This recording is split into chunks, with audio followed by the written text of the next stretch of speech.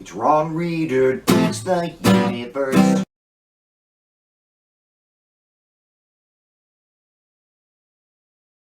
I'm Ron Reader, and this is Ron Reader Digs the Universe. And tonight, pardoning a liberal killer. Texas Governor Greg Abbott has announced plans to pardon the convicted liberal killer Daniel Perry. Abbott did this within 24 hours of Perry's conviction without taking time to review the evidence and well before Perry will be sentenced. Nonetheless, the governor cites our state's strong stand-your-ground self-defense laws and is awaiting approval from the Texas Board of Pardons and Paroles, which he is expected to get because he appointed the entire board. Predictably, people are outraged. An alternate jury for the Perry trial called Abbott's plan an egregious overreach of power. A headline I saw yesterday asserts that Texas legal experts are confounded by the pardon, which, when understood conventionally, is indeed confounding. But this isn't about the law or justice, it's about something else entirely.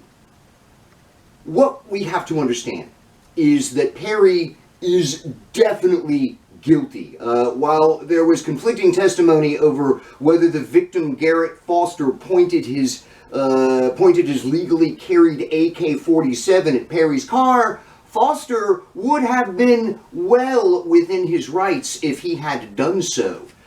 Perry's car had run a red light and was driving into the Austin crowd protesting the killing of George Floyd. In the 2 months preceding this murder, there had been over 60 instances of conservatives driving their cars into Black Lives Matter demonstrator crowds around the country. Indeed, driving cars into crowds of liberals became so popular that red states started passing laws legalizing the practice. So, Perry was clearly an aggressor here. It's irrelevant whether Foster pointed his gun or not. But this goes way deeper than a simple analysis of which cowboy drew first. It wasn't self-defense. Perry had, and likely still has, a burning desire to murder liberals and other undesirables as perceived by conservatives. In the couple of weeks before the killing, Perry treated social media aficionados to his ideas and attitudes on the subject. He proclaimed that he might have to kill a few rioters outside his apartment. He compared his Confederate flag to BET and the NAACP. He called Black Lives Matter's protesters monkeys in the zoo flinging their shit. He tweeted before going to work one morning as a rideshare driver that he might have to kill someone today. He wrote a lot about how he hates liberals and wants to kill them, and that's exactly what he did when he was presented with what he thought was the opportunity to do so. This pardon has nothing to do with justice. Perry is obviously guilty as sin. Clearly what this pardon is about is Abbott wanting to win the 2024 Republican presidential primary. He thinks the pardon will score a lot of points with the conservative base. And why, pray tell, is that?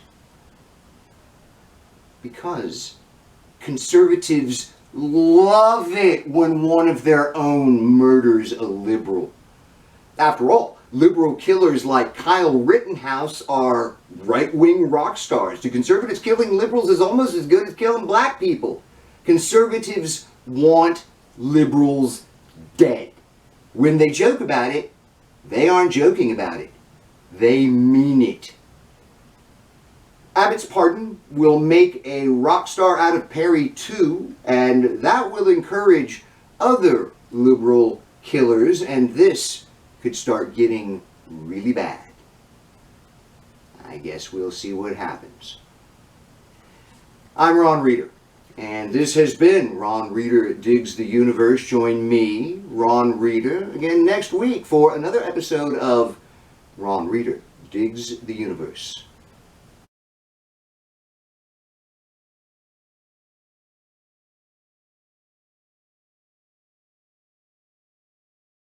Conservatives love it when one of their own murders a liberal.